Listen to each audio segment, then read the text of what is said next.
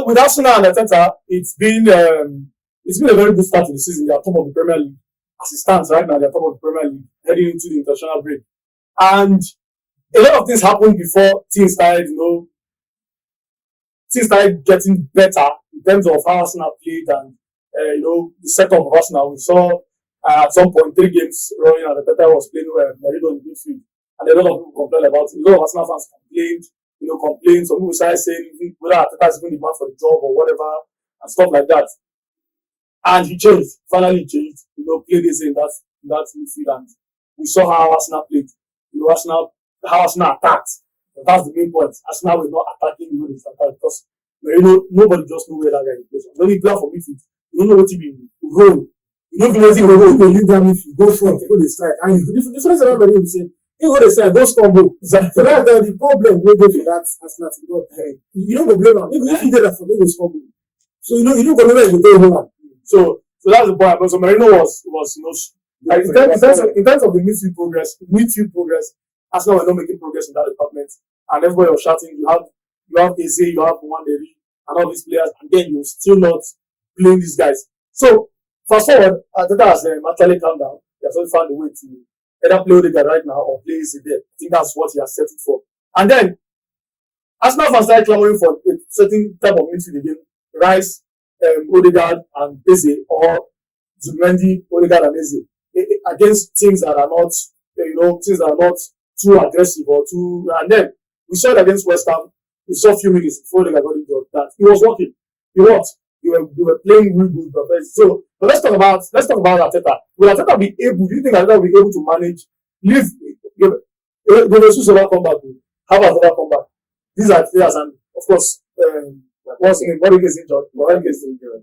But before he was injured, we saw how Arsenal fans were celebrating the fact that they signed a diamond from Chelsea. So let's talk about Arteta. With what you've seen so far, if this player has come, it shows Arteta will be,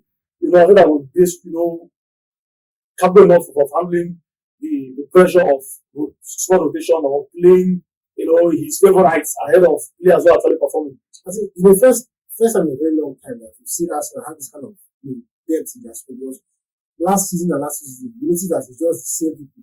And normally, with the competition, you don't get like, but at least Saturday, yes, we know that these players are what we have. Can't make up. He has to do what he has to do. But now, we don't have a lot of players. Lukaku, Zubimendi, Ødegaard, the midfielders, Ødegaard, so this fight is I love that depth because you see, it doesn't really mean that what Arteta is saying is that he's trying to use his favorite people. There's a way he's imagining his future in his head that he must use people to achieve what he wants. And quite alright, if let us take for instance now, Eze was not in Arsenal. He was a third-time player. When you know that we have this player on the bench, that's my issue with him. Use your best system, use your best players to start the game. All this was okay, during the weekend I will see it work. Because I was the opinion that let Declan Rice go back to playing with him. I think that's his best position. Eze will be number 10 because he's better at attacking than them. While Ødegaard, he's the captain of the team. He's the shining number because Arteta is his favorite player because so central midfield, he coordinates things very well. I was like, I still want to play against West Ham. So that all this while he knows what he was doing. They were not trying to force his and Merino has Mendy. You have to choose one. Either start marking the players around or start playing box to box. You don't go to one with the. So if all the whole Arsenal squad is fit, it's better let's just pick the best. I think the best thing for Arsenal is Ødegaard, Eze, and Declan Rice. Now, Ødegaard is injured. I heard he has MCD. The social media now is I think his blood is more flow in that. The one he can do box to box. He's that good. I think he flow in that central midfield even better than Mikel Arteta. I was saying. But my issue now is he seems that Mikel Arteta, that's goal he delivers at that. I think that's where. Then bring him as a striker second half. Just bring him in. Mikel Arteta has failed as a midfielder last night. He can't play midfield.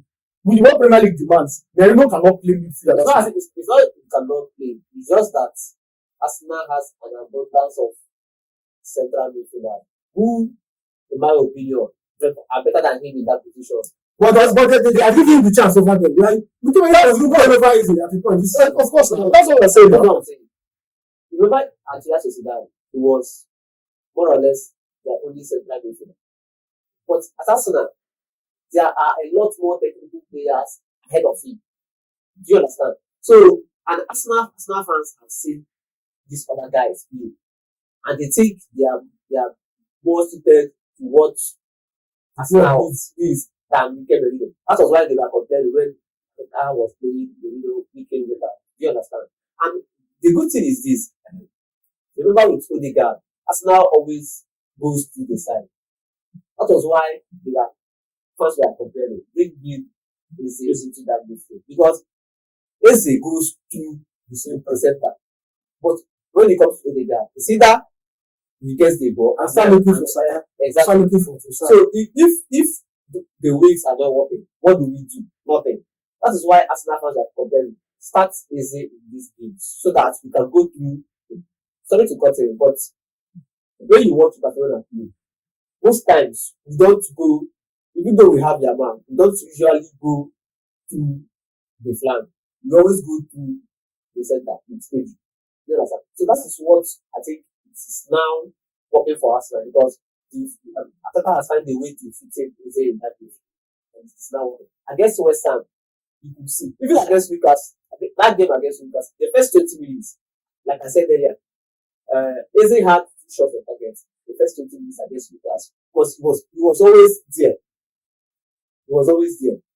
And with Mikel Arteta, you won't see Mikel Arteta there. You will more or less be up front, like off the line position, waiting for the final goal. Exactly. So now with Eze,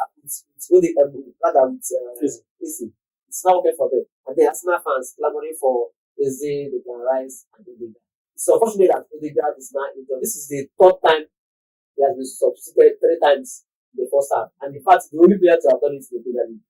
And it's beginning to be a cause of concern for Arsenal fans because this is their captain, irrespective of whatever is the captain's form or whatever. Exactly. So I don't have any problem with that. I feel like playing over Ronaldo, play Ødegaard over Messi, play Ødegaard over any best player in sport. He's your captain because he's just like they said, say that my foreman for the team. Yeah. So I didn't have any problem with it, but the people who play with the team, you have to now put let it be electric. Exactly. And I'm sure Arsenal fans are beginning to worry about his fitness level this season. Well, that's why squad depth is important because I feel like I think last time on the show here we talked about rotation, we talked about flexibility in your tactics when you have squad depth. If you watch Guardiola, there are times you see Stones in the midfield. Many times he did it that year. That year they won the Champions League. You see Stones in the midfield. You see him doing this. That's why squad depth is important. Squad is for you to look at your friends and say, this team, you overused him again. This team, how do I set up this team against this particular opponent? That's what squad depth is there. I don't mind in some games, seeing Saka start. Monday starts ahead of this team. I don't so long as you look at the team and say, okay, I feel like this player suits this team. Let's him play this team. Let this guy just come to manage this player and to manage this player. Subimendi is fantastic. Yes, many persons are expecting this, this energy, party energy, style of this thing, but no, he's somebody who controls the game from a very cool perspective. He controls the game, he reads the game, he makes tackles when he's made. And of course, I have a issue with tackling too. Sometimes in his times he's tackle, and this is the Premier League. Premier League is fast, so I'm sure he's learning. But in terms of controlling the game, he knows how to control games. But I feel like Rice and Zubimendi, we have Rice and Zubimendi now. You have what's his name? You have Eze and Ødegaard. These 4 players, I think you have one. These players are players that you can look at opponent and say, okay, this opponent is weak. Yes, I can have a strong bench. Start these guys. If the result is not familiar, make your changes. It was the bench that saved them against Newcastle. Exactly. Now imagine starting against Man City. The 1-1 draw against Man City. It was the bench that saved you. I think it was after that Monday match that Arteta break up correct. Started playing as a regular. After that Monday match, he said correct. See where Eze dropped that system from the midfield from Anton straight. That is what you need. You have players who are very technical. Find games that suit them and play them. Yes, it's good to have your first 11, but there are some opponents that, and then you know that Ødegaard is now becoming injury prone now. Saka too is, and the one Saka hit the body they do like this because it's very small thing. I don't hear, don't hold hamstring now. I don't come out again. Find a way to manage these players. the other game against them, I think it was against Champions Olympiacos. You started, I saw Olympiacos of which game when you started Martinelli and Trossard. These guys are good on a good day. They are not completely bad players. They can play some certain opponents. Rotate your squad. I don't want to eyes the Saka against Grimsby. Shout out to Manchester United. I want to see Saka they play Grimsby. What do they play Grimsby? Well, that being said, I don't know a lot of this on further. That being said, of course, what are your thoughts? Of course, what do you think about Arteta's Arsenal squad depth, and then will Arteta be able to manage the squad at hand at the moment? Let us know about the conversation. Let's talk.